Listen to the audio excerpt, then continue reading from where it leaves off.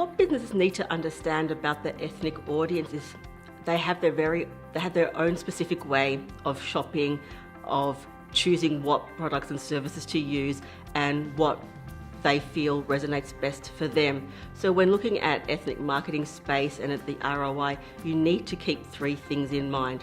First, you need to understand the cultural barrier.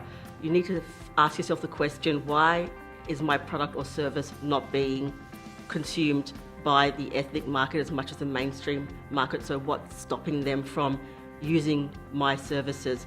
Secondly, the cultural cues. You need to see, are my products and services actually resonating with my ethnic audience? And what I mean by resonating is not necessarily the product itself, but the actual marketing campaign. Is it reaching them and is it speaking to them? And lastly, the cultural window. It's basically seeing, is there the opportunity out there for them? So really, at the end of the day, business need to not really ask the question as to should I be marketing to the ethnic audience. What they should be asking themselves is, how do I market to the ethnic audience? Because the product and service they have will already decide whether or not it's of use or whether it's going to be consumed by the market, because the market is already out there.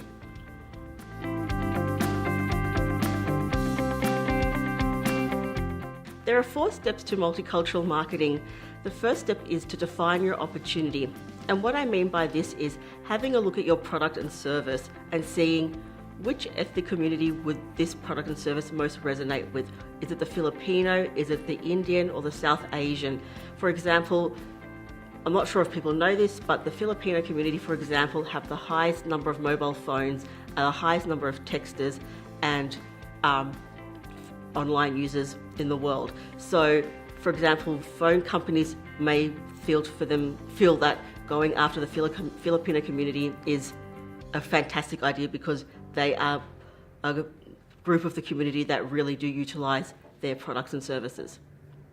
The second part is define the I, and I'm going to keep this very simple. It's really about finding the insight and finding the right investment, and then making sure it gives you the biggest R, which is the return.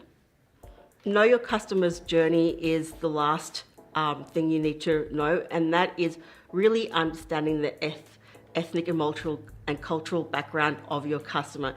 Each community and ethnic group has their own spending habits, has their own beliefs, has their own cultural identification. So it's really important that you understand what is culturally correct, what is culturally offensive, understand the religious influence when doing a marketing campaign, but also understanding that their language and how things are spoken, whether the female is dominant, whether the male is dominant.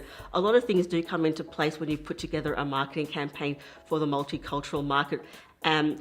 You have to have cultural sensitivity and ensure that you are really speaking to them and resonating to them and understanding their beliefs. Because one mistake or one incorrect wording or number, even like I mentioned before, number 6 for China is actually an unlucky number, can really destroy your image and your brand to that particular ethnic group. So it's really important for you to educate yourself and do the research before you go out there and market to these particular groups.